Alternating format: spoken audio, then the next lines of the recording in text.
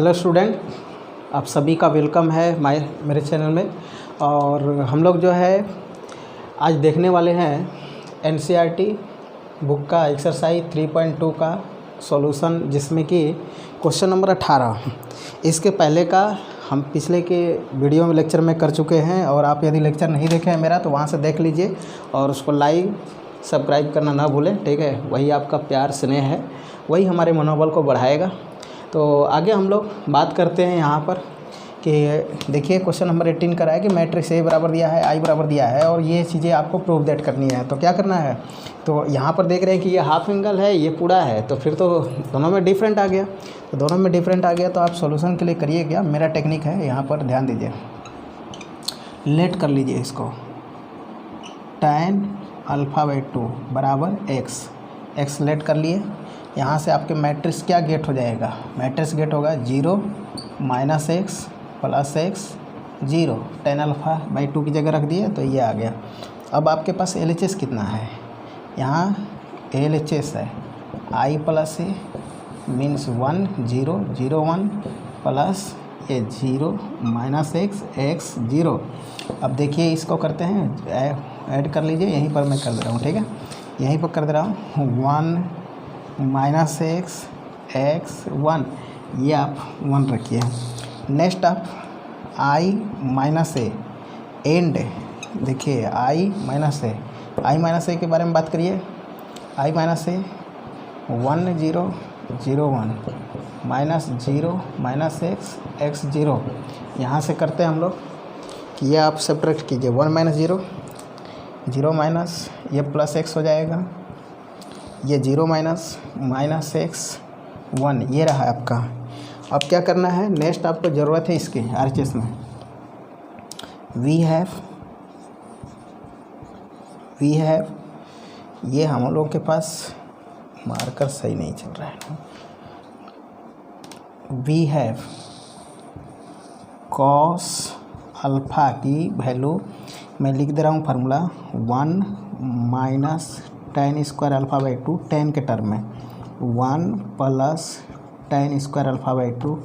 यहाँ से कर दीजिए 1 - x² / 1 + x² and sine alpha के बारे में बात करते हैं 2 tan α/2 / 1 + tan² α/2। वैल्यू को पुट कीजिए 2x / 1 + x², ठीक है। ये आपके पास आ गया कॉस और साइन का। इस मैट्रिक्स के बारे में पहले सिंप्लीफाई कीजिए, उसके बाद देखते हैं हम लोग। नोट नहीं किए होंगे, नोट कर लीजिएगा इसको अच्छे से। अब देखते हैं मैट्रिक्स की ज़रूरत है, therefore cos alpha minus sine alpha cos alpha, ठीक है।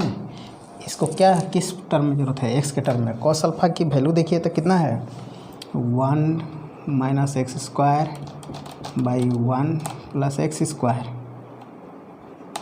Minus 2x / 1 + x², 2x / 1 + x², 1 - x² / 1 + x², ये आपका रहा। अब आगे यहाँ से करते हैं हम लोग, ये ज़रूरत है। देखिए ये दोनों के मल्टीप्लिकेशन का, तो ये क्या है 1 i - a है और ये वाले दोनों मैट्रिक्स का हम लोग मल्टीप्लिकेशन यहाँ पे करके देखते हैं। i - a into cos alpha, यानी हम डायरेक्टली क्या लिख दें, RHS ही लिख देना, RHS लिखते हैं बेटर रहेगा। i - a into cos alpha minus sine alpha cos alpha, ठीक है। अब ये कीजिए i - a देखिए तो आपका ये है 1x - x 1 इंटू इसके बारे में देखिए ऊपर 1 माइनस कर बाई 1 + x², 2x / 1 + x², ये माइनस 2x / 1 + एक्स स्क्वायर, ये क्या है आपका 1 minus x square by 1 plus X square. इसका इसके साथ मल्टीप्लिकेशन कर दीजिए, इसका इसके साथ क्या कर दीजिए मल्टीप्लिकेशन ऐसे कीजिए तो देखिए क्या आएगा आपका।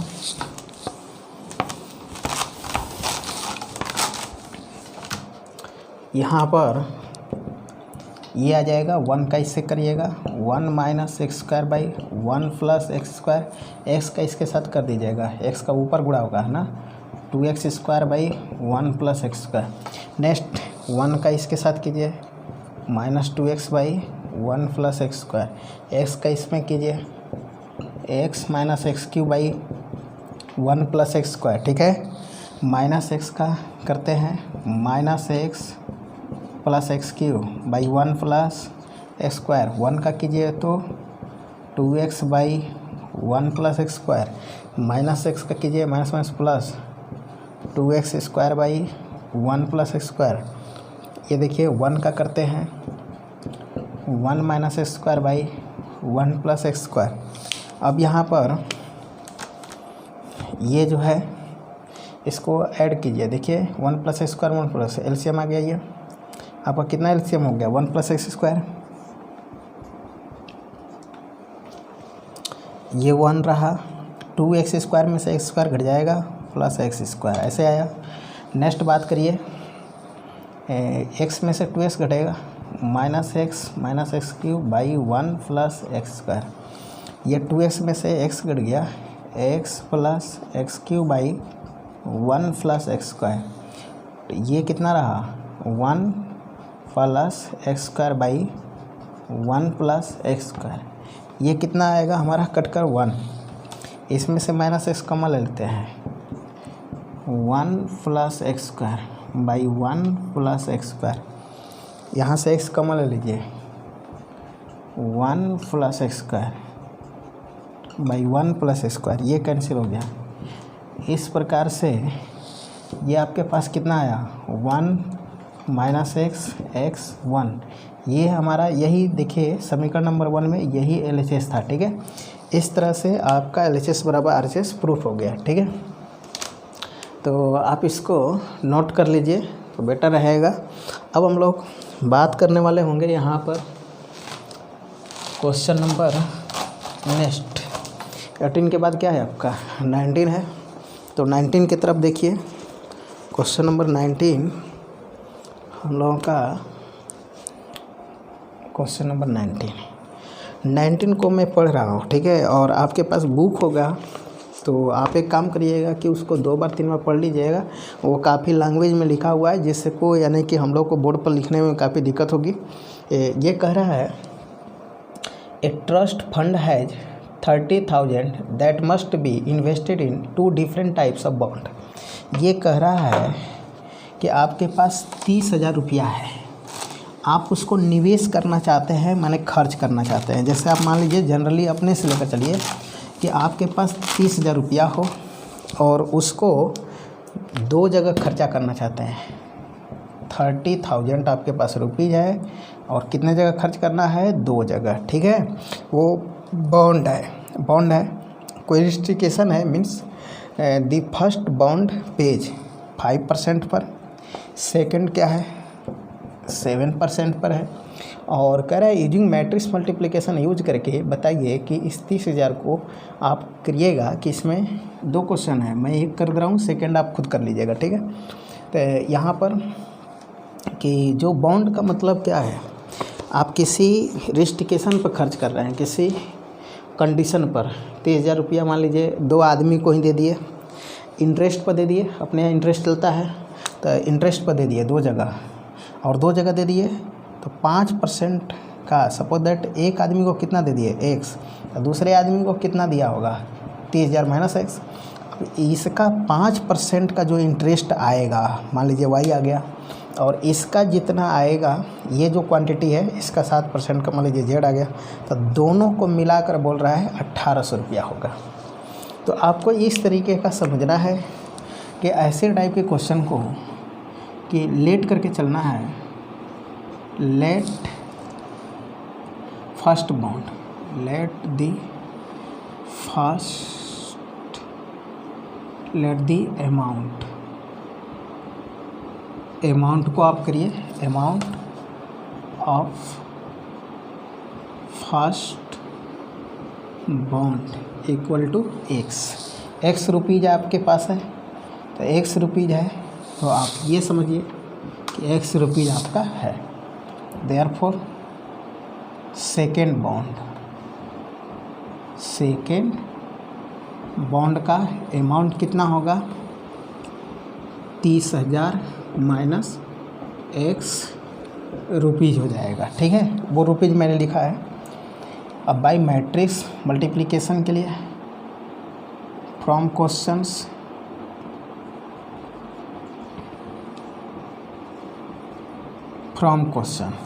देखिए प्रश्न में क्या है आपके पास है ये एक्स फर्स्ट था, सेकेंड 30,000 माइनस एक्स था, इसको आपने 5% 7% बॉन्ड पे किया है, और ये आपका जो इंटरेस्ट मिला है वो 1800 है। नेक्स्ट क्वेश्चन में 2000 है, तो 1800 की जगह पर 2000 लिखकर सॉल्व करिएगा। ठीक है, यहाँ पर ये रहा। आपको ऐसे टाइप के जितने भी क्वेश्चन है तो आप क्या करिए कि पहले मैट्रिक्स जो भी बनाइए, रो मैट्रिक्स बनाइए और बाद वाले को कॉलम में बनाइए। ठीक है, रीज़न क्या है कि आपका जो जैसे ये ऑर्डर कितना है बताइए, 1x2 है, और इसका क्या है 2x1 है, और इसकी ऑर्डर क्या है 1x1, ये तो सिंगल वैल्यू है। तो फिर आपका ये मल्टीप्लिकेशन भी 1x1 होना है, जैसे 1x2 2x1, ये कैंसिल, देखिए 1x1 आ गया। ठीक है, इसीलिए मैंने पहले रो बनाया और बाद में कॉलम बनाया। अब यहाँ पर एक काम करिए कि रो का मल्टीप्लिकेशन इसके साथ कर दीजिए, तो x का 5% से कीजिए, कितना आएगा बताइए। तो x इंटू 5%, परसेंटेज का सिंबल हटा करके बाई 100 कर दीजिए, बेटर रहेगा आपके लिए। प्लस ये कर दीजिए 30,000 minus x into 7% means 7/100 equal to 1800। अब इसको ही सोल्व कर दीजिए। सोल्व करने तो सभी को आता है, इसको सोल्व करने एलसीएम ले लिए। एलसीएम कितना आ गया 100 आ गया।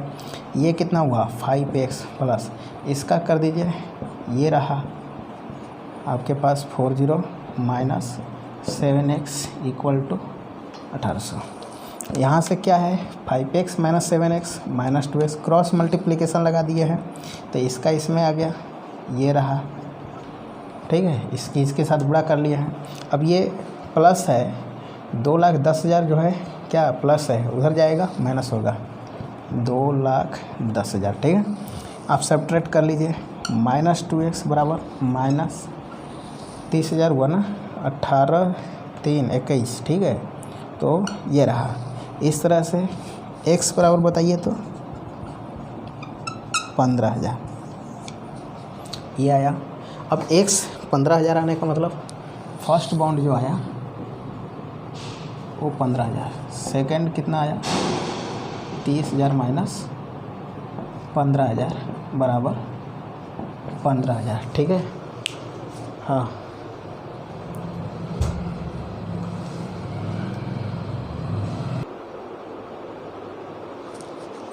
अब हम लोग क्वेश्चन नंबर 20 को देख रहे होंगे। 20 भी देखिए उसी तरह का है, जैसे 19 का हम लोग पढ़े थे ना, वैसे ही है 20 को भी लैंग्वेज में है। हम पढ़ देते हैं एक बार, आप लोग अपने किताब से भी पढ़ लीजिएगा, अच्छे से समझ में आ जाएगा। The books of a particular school है, ये कह रहा है कि एक किताब के दुकानदार जो है ना, एक किसी खास स्कूल में जो है 10 डजन, ये क्या लिखा है डजन लिखा है ना, डजन केमिस्ट्री की बुक, 10 दर्जन मान लीजिए केमिस्ट्री की बुक है, और 8 डजन किसका है फिजिक्स का है, और 10 डजन किसका है इकोनॉमिक्स का है। ठीक है, ये जो है आपको बुक्स वहाँ पे सेल कर रहा है किसी, मान लीजिए स्कूल वाले का जो दुकान है, वो पुस्तकालय जो कुछ भी कहिए उसको, और देयर सेलिंग प्राइस कह रहा है कि ईच बुक का, यहाँ पे केमिस्ट्री के एक किताब का दाम कितनी है 80 रुपीज़, फिजिक्स के एक किताब का दाम कितनी है 60, और ये इकोनॉमिक्स का कितना है 40 है, एक एक किताब का दाम है। तो आपको मैट्रिक्स मल्टीप्लिकेशन से बताना है। आप तो ऐसे जनरली बता ही दीजिएगा कि एक बुक का इतना है, तो ये 10 डजन का कितना हो जाएगा, एक बुक का ये है तो 8 दर्जन कितना हो जाएगा, ये टोटल ऐड कर दिएगा। सेम उसी तरह का तो हम लोग ये समझेंगे कि 1 डजन, ध्यान दीजिए, 1 दर्जन में कितने पीस होंगे बुक, तो 12 होंगे, 12 पीस होंगे। तो आपके पास है 10 डजन, तो बताइए यहाँ पर AR हम मैट्रिक्स कर देते हैं डायरेक्टली, ऑब्जेक्टिव टाइप में है। देखिए 1 दर्जन में 12 पीस, तो 10 दर्जन में कितना हो जाएगा, तो 10 गुणे 12 120 आ जाएगा, 120 केमिस्ट्री का होगा। इसी तरह से यहाँ कर दीजिए 12 गुणे 8 96, 12 8 96, यहाँ कर दीजिए 12 गुणे 10 120 रहा, इनटू अब हम प्राइस के बारे में बात करें। प्राइस कितनी है, 80 60 40 ये दे रखा है। अब क्या कर दीजिए, रो का कॉलम से गुणा कर दीजिए, वही बात आ गई आपके पास। कितना आ गया हमारा, 120 गुणे 80 प्लस 96 गुणे 60 प्लस 120 गुणे 40। इसको कर लीजिए, 12 8 96, और ये करके देखिए कितना आएगा। देखते हैं, हमारे पास किया हुआ होगा कि हम लोग जो है उतना गुणा ना करें, डायरेक्ट कर दे रहे हैं कि ये आया है मेरे पास 12 8 96 ना, तो ये रहा, और ये प्लस 1248 टोटल का एडिशन कर लीजिए आप लोग, ऐड करके आ जाएगा 160 ना, 20,160 रुपया ये आएगा टोटल प्राइस। ठीक है, तो ये आपका सब्जेक्टिव क्वेश्चन यहाँ तक बुक का कंप्लीट हुआ। ठीक है, अब हम लोग 2 ऑब्जेक्टिव को भी ध्यान से समझेंगे, इसको अच्छे से नोट कर लीजिएगा। अब देखते हैं यहाँ पर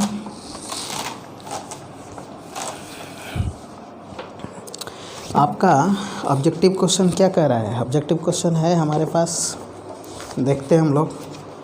ऑब्जेक्टिव क्वेश्चन दिया है क्वेश्चन नंबर, तो बड़ा अजीब ढंग का क्वेश्चन है।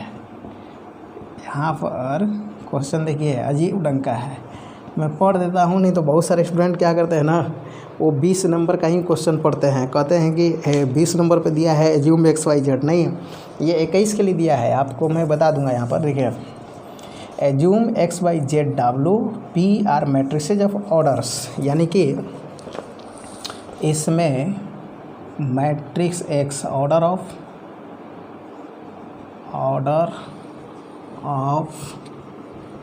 मैट्रिक्स X बराबर 2 cross n, order of matrix Y 3 cross k। इसको अच्छे से नोट कर लीजिएगा, बहुत सारे स्टूडेंट फंसते हैं यहाँ पर कि Z बराबर क्या है आपका 2 क्रॉस p ना, उसके बाद ऑर्डर ऑफ किसका, W मैट्रिक्स n क्रॉस 3 रहा, ऑर्डर ऑफ P मैट्रिक्स का n क्रॉस 3 रहा ये, और ये P क्रॉस K रहा। तो ये कह रहा है कि एज्यूम मैट्रिक्स इतना, ऑर्डर ये दिया है respectively, choose the correct answer in exercise 1। Exercise बोल रहा है कि 21 एंड 22। एक्सरसाइज बोलने का मतलब है इसका क्वेश्चन नंबर जो है 21 और 22 को इसके आधार पे सॉल्व करना है। तो हम क्वेश्चन नंबर 21 में देखते हैं कि कह रहा है कि the restriction on n k and p so that py plus wy will be defined R. ये आपका क्वेश्चन है कि py plus wy define R. ये डिफाइन कब होगा, ये क्वेश्चन में पूछा गया है ना, या डिफाइन कब होगा। तो कोई रिस्ट्रिक्शन बतानी है, वो रिस्ट्रिक्शन ही आपके ऑप्शन में है। तो सबसे पहले इसके सॉल्यूशन में हम कहें order of P into Y. देखिए order of P into Y के बारे में, पहले मैट्रिक्स P है, P का ऑर्डर बताइए इसमें से कौन है, P क्रॉस K है। फिर Y का ऑर्डर बताइए, 3 क्रॉस के है। अच्छा, दो मैट्रिक्स का मल्टीप्लिकेशन कैसे होता है? तो आप कहेंगे रो का कॉलम से, ठीक है।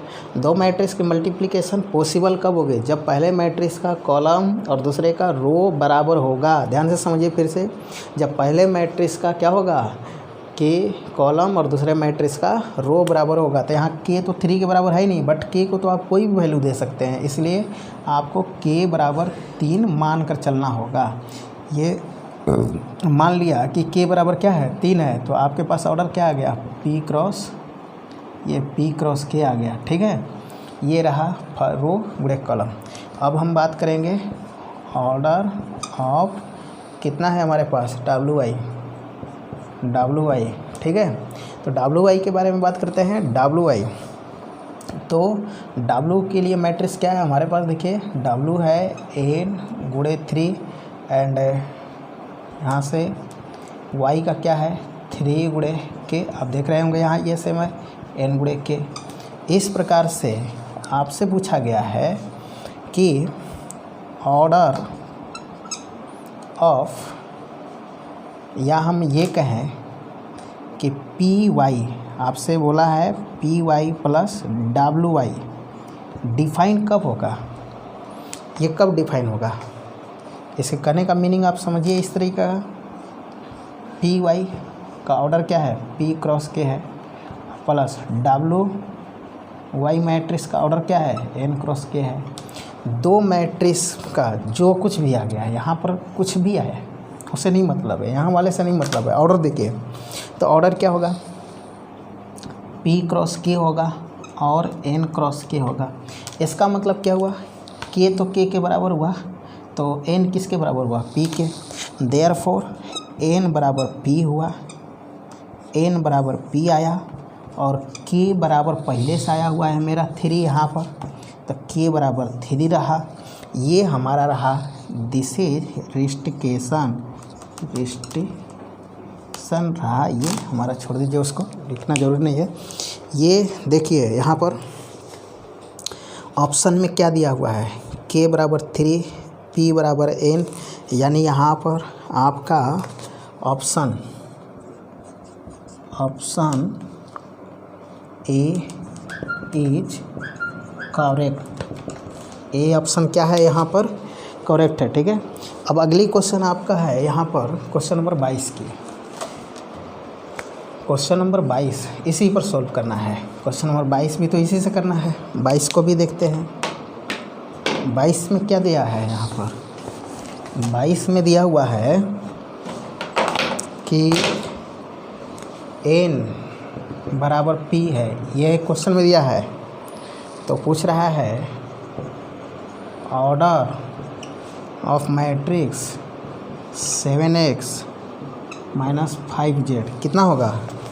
बहुत सिंपल तरीका, आप यहाँ पे ऑर्डर ऑफ किसका निकालिए, 7x का, बताइए। तो x मैट्रिक्स का जो ऑर्डर है वही रहेगा इसका। तो ये 2 क्रॉस n, यहाँ पर 7 स्केलर है, स्केलर से किसी मैट्रिक्स में गुणा करने पर ध्यान में रखिएगा उसके ऑर्डर पर कोई प्रभाव नहीं पड़ता है, ठीक है। अब यहाँ पर order of 5z, order of 5z कितना होगा, तो z के लिए भी उसी तरह का काम करिए, 2 क्रॉस p होगा। अब दो मैट्रिक्स को क्या करना है, ये करना है कि order of 7x minus 5z, तो 2 क्रॉस n और 2 क्रॉस p। ध्यान में रखिएगा, दो मैट्रिक्स का जब भी आप सब्ट्रैक्शन करिएगा, एडिशन करिएगा, तो ऑर्डर दोनों मैट्रिक्स का सेम होता है। सेम होने का मतलब 2 के बराबर ही है, 2 के तो बराबर ही है। साथ में n बराबर क्या है, p है। n बराबर p होने का मतलब क्या हुआ यहाँ पर कि आपका n बराबर p क्वेश्चन में दिया हुआ है, तो आपको ऑर्डर ही पूछा है ना। तो ऑर्डर करने का मतलब आप 2 क्रॉस n रखिए या 2 क्रॉस p रखिए। अब अपने दिए हुए ऑप्शन के आधार पर टिक कीजिए।